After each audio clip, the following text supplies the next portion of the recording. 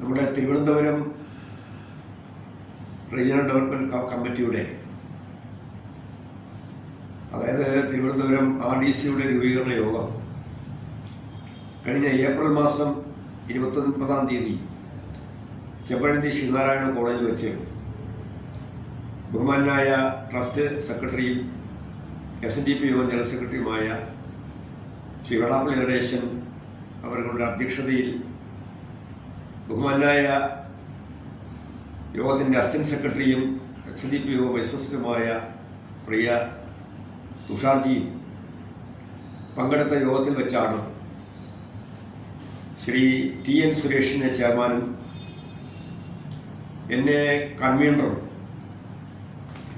അതുപോലെ തന്നെ വാമനപുര യൂണിയൻ്റെ കൺവീനർ ശ്രീ SR രജികുമാർ, ആരനാട് യൂണിയൻ്റെ സെക്രട്ടറി ശ്രീ പരുത്തിപ്പള്ളി സുരേന്ദ്രൻ, ഡോക്ടർ പട്ടു സ്മാരക യൂണിയൻ്റെ പ്രസിഡന്റ് ശ്രീ ഉപേന്ദ്രൻ കോൺട്രാക്ടർ, പട്ടു സ്മാരക യൂണിയൻ്റെ തന്നെ vice president Shri MK Devarajan, ഗുരുകുല യൂണിയൻ്റെ സെക്രട്ടറി ശ്രീ ഇടവക്കോട് രാജേഷ്, നെയ്യാറ്റിൻകര യൂണിയൻ്റെ president Shri KV Sureshkumar, SNDP യോഗത്തിൻ്റെ മുൻ കൗൺസിലർ ശ്രീ KR പ്രസാദ്, ശ്രീ ചെമ്പഴന്തി ശശി ഉൾപ്പെടെയുള്ള 11 പേരെയാണ് RDC ഭാരവാഹികളായി അന്ന് തിരഞ്ഞെടുത്തത്. ഈ RDC അംഗങ്ങൾക്ക് പുറമെ നമുക്ക് നമ്മുടെ റീജിയണിൽ നിന്നും 2 എക്സിക്യൂട്ടീവ് കമ്മിറ്റി അംഗങ്ങളാണ്. അതിലൊരാൾ നിയമ യൂണിയൻ്റെ പ്രസിഡന്റ് ശ്രീ മേലാങ്കോട് സുധാകരനും, രണ്ടാമത്തെ ആൾ പത്രാധിപർ കേശവകുമാർ സ്മാരക യൂണിയൻ്റെ പ്രസിഡന്റ് പ്രേംരാജുമാണ്. ഇവിടെ നിലവിലെ RDC നിലവിൽ വന്നതിന് ശേഷം RDC ചെയർമാൻ അടക്കമുള്ള കമ്മിറ്റി അംഗങ്ങളുടെ ഒരു പ്രധാന ആഗ്രഹമായിരുന്നു. അത് ഇതിനു മുമ്പ് തന്നെ ചെയ്യേണ്ട ഒരു കാര്യമായിരുന്നു. പക്ഷെ ഞങ്ങൾ കോളേജിൽ പോകുന്ന സമയത്ത് ശങ്കർ സാർ നടത്തിയ വികസന പ്രവർത്തനം, പിന്നീട്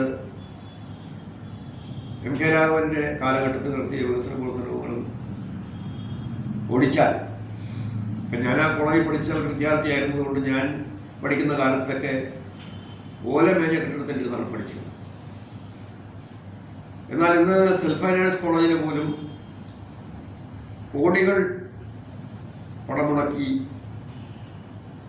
ഉണ്ടാക്കിയ സെൽഫ് ഫൈനാൻസ് കോളേജ് ഇന്നത്തെ മാനേജർ വെള്ളാപ്പള്ളി സാറിൻ്റെ കാലത്താണ് പണം പൂർത്തിയാക്കിയത്.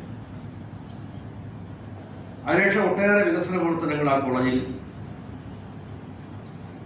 എനിക്ക് കാണാൻ സാധിച്ചിട്ടുണ്ട്. അപ്പോൾ അദ്ദേഹം ശ്രീനാരായണ ട്രസ്റ്റിൻ്റെ ഭരണസാരഥ്യം ഏറ്റെടുത്തതിന് ശേഷം നമ്മുടെ കൊല്ലത്തെ ലോ കോളേജ് ഉൾപ്പെടെ പാരാമെഡിക്കൽ കോഴ്സ് ഉൾപ്പെടെ നിരവധി വിദ്യാഭ്യാസ സ്ഥാപനങ്ങൾ നമുക്ക് സ്ഥാപിക്കുവാനും, അതുപോലെ തന്നെ ഉന്നത വിദ്യാഭ്യാസ രംഗത്തും ഒട്ടേറെ മുന്നിലേക്ക് പോകാൻ അദ്ദേഹത്തിൻ്റെ പരിശ്രമഫലമായിട്ട് നമുക്ക് സാധിച്ചിട്ടുണ്ട്. ശ്രീനാരായണ കോളേജിൻ്റെ RDCയുടെ ഭാരവാഹികളായി വന്നതിന് ശേഷം ഞങ്ങൾ കണ്ട ഒരു കുറവ്, നമ്മുടെ മറ്റെല്ലാ കോളേജുകളിലും ശ്രീനാരായണ പരമഹംസ ദേവൻ്റെ ഒരു ക്ഷേത്രം, അതായത് ഗുരുക്ഷേത്രം, ഈ പഞ്ചലോക വിഗ്രഹ പ്രതിഷ്ഠ നടത്തണമെന്നുള്ള പ്രഖ്യാപനം തന്നെ ഇന്നത്തെ യോഗം ജനറൽ സെക്രട്ടറി SNDP യോഗത്തിൻ്റെ ജനറൽ സെക്രട്ടറി വന്നപ്പോൾ അദ്ദേഹം ഒരു സർക്കുലർ തന്നെ ഇതിനു വേണ്ടി ഇറക്കിയിരുന്നു. പുറമ്പോക്കുകളിൽ കൊണ്ട് ഗുരുദേവൻ്റെ വിഗ്രഹങ്ങൾ വയ്ക്കാൻ പാടില്ല, തർക്ക ഭൂമികളിൽ കൊണ്ടുവയ്ക്കാൻ പാടില്ല എന്നുള്ള അദ്ദേഹത്തിൻ്റെ കർശന നിർദ്ദേശം വന്നതിനെ തുടർന്ന് നമ്മുടെ കേരളത്തിലുടനീളം ശാഖായോഗങ്ങളിൽ യൂണിയൻ തലത്തിൽ തന്നെ നിർദ്ദേശം കൊടുത്തുകൊണ്ട് പഞ്ചലോക നിർമ്മിതമായിട്ടുള്ള വിഗ്രഹങ്ങൾ ഗുരുക്ഷേത്രങ്ങളാക്കി മാറ്റിയെടുക്കാനുള്ള സങ്കല്പം കൊണ്ടുവന്ന അദ്ദേഹത്തിൻ്റെ കാലഘട്ടത്തിലാണ്. അങ്ങനെ RDC ഭാരവാഹികൾ അവിടെ സന്ദർശിച്ചപ്പോൾ ഒരു കുറവ് ആയിട്ട് ഞങ്ങൾ കണ്ടത് അവിടെ കുരുക്ഷേത്രത്തിൻ്റെ ഒരു കുറവുണ്ട് എന്ന് ഞങ്ങൾക്ക് മനസ്സിലാവുകയും ഞങ്ങളത് പരസ്പരം അത് ആശയവിനിമയം നടത്തുകയും ബഹുമാനായ ജനറൽ സെക്രട്ടറി അദ്ദേഹം തിരുവനന്തപുരത്ത് വന്നപ്പോൾ എന്നെ ചെന്ന് കണ്ട് അനുവാദം വാങ്ങിക്കാൻ RDCയുടെ കൺവീനർ എന്ന നിലയിൽ എന്നെ അവർ ചുമതലപ്പെടുത്തുകയാണ്. ഞാൻ അദ്ദേഹത്തിനെ സമീപിച്ച് ഈ ഒരു ആഗ്രഹം പ്രകടിപ്പിച്ചപ്പോൾ നല്ല കാര്യമാണ്, RDCയുടെ നേതൃത്വത്തിൽ അത് ചെയ്യുവാനുള്ള അനുമതിയും അദ്ദേഹം നൽകി. ഇനിയിപ്പോൾ നമുക്ക് ചെയ്യേണ്ടത് RDCയുടെ ഒരു യോഗം ഈ മാസം തന്നെ കൂടി തറക്കല്ലിടാനുള്ള ഒരു ദിവസം നിശ്ചയിക്കണം. തറക്കല്ലിട്ട് ഡിസംബർ മാസത്തിന് മുമ്പ്, അതായത് ശിവഗിരി തീർത്ഥാടനത്തിന് മുമ്പ് അതിൻ്റെ പണി പൂർത്തിയാക്കാനാണ് ആഗ്രഹിക്കുന്നത്. കോളേജിനെ കുറിച്ച് പറയുമ്പോൾ 1964 പ്രവർത്തനം ആരംഭിച്ച ഈ കോളേജിൽ ഏകദേശം 2000-ഓളം കുട്ടികളാണ് അവിടെ പഠിക്കുന്നത്.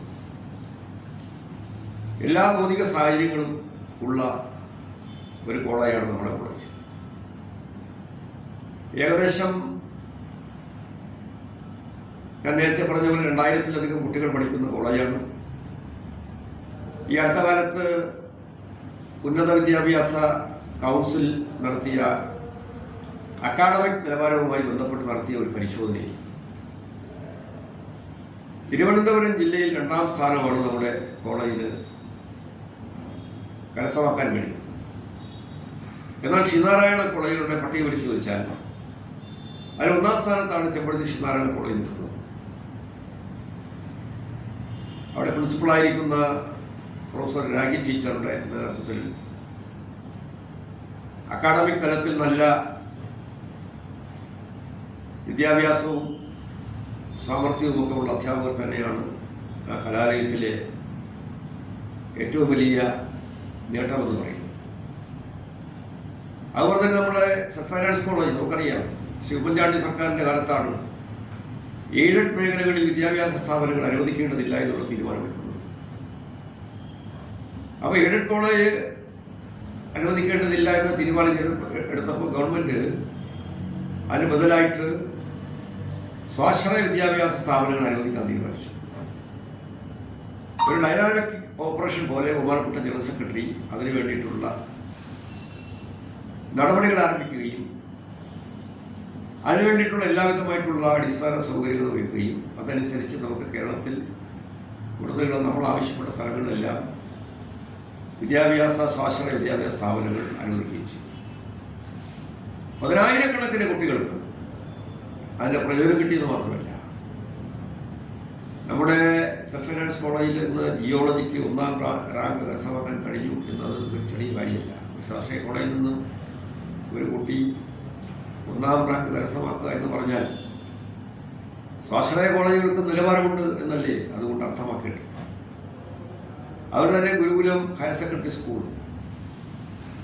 ആ സ്കൂളിൻ്റെയും അക്കാഡമിക് നിലവാരം പ്രിൻസിപ്പളായിരിക്കുന്ന ശ്രീ സാഫുവിൻ്റെ നേതൃത്വത്തിൽ നല്ല രീതിയിൽ മെച്ചപ്പെട്ട് വരുന്നു എന്നുള്ളതിലും ഞങ്ങൾ അഭിമാനിക്കുകയാണ്. ഇതെല്ലാം പ്രേരകശക്തിയായി മാറുന്നത് യോഗ ജനറൽ സെക്രട്ടറി ഇച്ഛാശക്തിയാണ്. ഇപ്പോൾ തന്നെ അദ്ദേഹത്തിൻ്റെ സംഘടനാ രംഗത്ത് അദ്ദേഹം SN ട്രസ്റ്റിൻ്റെ SNDP യോഗത്തിൻ്റെയും 30 വർഷം തുടർച്ചയായി ഈ സ്ഥാനത്ത് അവരോധിക്കപ്പെട്ടതിൻ്റെ ഭാഗമായിട്ട് 30ഓളം കുട്ടികളെ എഞ്ചിനീയറിംഗ് തലത്തിൽ പഠിപ്പിക്കുന്നതിന്, സൗജന്യമായി പഠിപ്പിക്കുന്നതിന് വേണ്ടിയിട്ടുള്ള ഒരു തീരുമാനം എടുത്തിട്ടുണ്ട്. എൻ്റെ യൂണിയനിൽ നിന്നും എല്ലാ വിഷയത്തിനും A+ വാങ്ങിച്ച് 93% മാർക്ക് നേടിയ ഒരു കുട്ടിയെ കണ്ടെത്തി ഞാൻ അദ്ദേഹത്തോട് ഈ കുട്ടിയെ പഠിപ്പിക്കുന്നതിന് വേണ്ടിയിട്ടുള്ള ആ ഒരു ലിസ്റ്റിൽ ഉൾപ്പെടുത്തണമെന്ന് പറഞ്ഞപ്പോൾ അപ്പോൾ തന്നെ അദ്ദേഹം അതിനു വേണ്ടിയിട്ടുള്ള ഏർപ്പാടുണ്ടാക്കി തന്നു. 30 വർഷം എന്ന് പറയുന്നത് ഒരു സംഘടനയെ നയിക്കുക, പ്രത്യേകിച്ച് ശ്രീനാരായണ ധർമ്മപരിപാലന യോഗത്തെ നയിക്കുക എന്ന് പറഞ്ഞാൽ അത് നിസ്സാര കാര്യമല്ല. ഇച്ഛാശക്തിയും അതുപോലെ തന്നെ തൻ്റെ ഇടവും അതുപോലെ തന്നെ ഏത് കാര്യങ്ങളും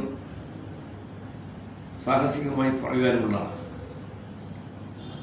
ഒരു തൻ്റെ ഇടമുള്ള അല്ലെങ്കിൽ ഇഴവനാണെന്ന് നിളഞ്ഞെന്ന് പറയുവാനുള്ള ഒരു ആത്മാഭിമാന ബോധം ഉണ്ടാക്കി തന്ന അദ്ദേഹത്തിൻ്റെ 30 വർഷം പൂർത്തിയാക്കുന്നതിൻ്റെ ഭാഗമായിട്ട് തിരുവനന്തപുരം RDC ചെപ്പഴന്തി ശ്രീനാരായണ കോളേജിൽ പണിയുന്ന പഞ്ചലോക നിർമ്മിതമായിട്ടുള്ള പ്രതിഷ്ഠയാണ് ആ ഗുരുദേവ ക്ഷേത്രത്തിൽ പ്രതിഷ്ഠിക്കാൻ. ഈ പഞ്ചലോക വിഗ്രഹ പ്രതിഷ്ഠ കഴിയുമ്പോൾ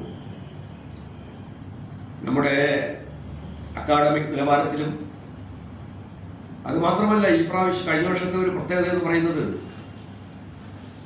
ഒരു ദിവസം പോലും ആ കോളേജിൽ സമരമുണ്ടായിരുന്നില്ല എന്നതാണ് എന്നെ അത്ഭുതപ്പെടുത്തുകയാണ്. ഞാനൊക്കെ പഠിച്ചിരുന്നപ്പോൾ എന്നും വിദ്യാർത്ഥി സമരം ഉണ്ടായിരുന്ന ഒരു കോളേജിൽ ഇന്ന് സമരമില്ലാത്ത കോളേജുകളുടെ പട്ടികയിൽ അതിനെ കൊണ്ടെത്തിക്കാൻ മാനേജർക്ക് കഴിഞ്ഞിരിക്കുന്നു എന്നുള്ളതാണ് എന്നെ വളരെയധികം അത്ഭുതപ്പെടുത്തിയ ഒരു കാര്യമാണ്. ഇന്ന് ആ കോളേജ് വളരെ ശാന്തമാണ്. ഗുരുദേവൻ്റെ ആ ഒരു വിഗ്രഹം പ്രതിഷ്ഠ കഴിയുന്നതോടുകൂടി തന്നെ ശാന്തിയും സമാധാനവും ആ കലാലയത്തിൽ ഉണ്ടാകും. ഇനിയും അക്കാഡമിക് നിലവാരം ഉയരും. അങ്ങനെ ഉയർന്ന് ഇന്ന് നമ്മുടെ ക്യാബിനറ്റിൽ വിദ്യാഭ്യാസ വകുപ്പ് കൈകാര്യം ചെയ്യുന്ന ബഹുമാനായ വിദ്യാഭ്യാസ മന്ത്രി സഖാവ് വി ശിവൻകുട്ടി ശ്രീനാരായണ ഗുരുദേവന്റെ ജന്മം കൊണ്ട് പവിത്രമായ ചെമ്പഴന്തി ഗുരുകുലത്തിന് 19ഓളം കോടി രൂപ അവിടുത്തെ വികസന പ്രവർത്തനത്തിന് വേണ്ടി നൽകിയ സ്ഥല MLA കൂടിയായ ബഹുമാന്യനായ മുൻ മന്ത്രി ശ്രീ കടകംപള്ളി സുരേന്ദ്രൻ അടക്കമുള്ള ആളുകൾ നമ്മുടെ ജനറൽ സെക്രട്ടറിയുമായിട്ടുള്ള അടുപ്പം ഒന്നുകൊണ്ട് തന്നെ നമ്മൾ ആവശ്യപ്പെടുന്ന കാര്യങ്ങൾ ബഹുമാന്യനായ ശ്രീ കടകംപള്ളി സുരേന്ദ്രൻ MLA കഴിഞ്ഞ മന്ത്രിസഭയിൽ മന്ത്രിയായിരിക്കുന്ന സമയത്താണ് നമുക്ക് സ്കൂളിനൊരു ബസ് വാങ്ങി നൽകുന്നത്. അപ്പം അദ്ദേഹത്തിൻ്റെ MLA ഫണ്ട് ഉപയോഗിച്ചുകൊണ്ട് അവിടെ ഒരു ഗ്രൗണ്ട് നിർമ്മാണ പ്രവർത്തനങ്ങൾ പുരോഗമിച്ചുകൊണ്ടിരിക്കുകയാണ്. അദ്ദേഹത്തിനെയും സ്മരിക്കാതിരിക്കാൻ കഴിയില്ല. ആ കോളേജിനോടും ആ പഠിച്ച കലാലയത്തോടും എനിക്കും കടകംപള്ളിക്കും ശിവൻകുട്ടി സഖാവിനും അടക്കം ഒരു വൈകാരികമായിട്ടുള്ളൊരു ബന്ധം ഉള്ളതുകൊണ്ടാണ് ഇത്തരത്തിൽ ഒരു കുറവ് ക്ഷേത്രമില്ല എന്നുള്ളൊരു കുറവ് പരിഹരിക്കുവാൻ ഞങ്ങളെ പ്രേരിപ്പിച്ചത് എന്നുകൂടി ഈ സന്ദർഭത്തിൽ പറഞ്ഞുകൊണ്ട് ഇത് വിജയിപ്പിക്കുന്നതിന് പൂർവ്വ വിദ്യാർത്ഥി സംഘടന അതുപോലെ ശ്രീനാരായണ ഗുരുദേവ ഭക്തന്മാർ എല്ലാവരുടെയും ആത്മാർത്ഥമായ സഹകരണം ഞങ്ങൾക്കുണ്ടാകണം എന്ന് മാത്രം RDCയുടെ കൺവീനർ എന്ന നിലയിൽ അഭ്യർത്ഥിച്ചുകൊണ്ട് നിർത്തട്ടെ. നന്ദി, നമസ്കാരം.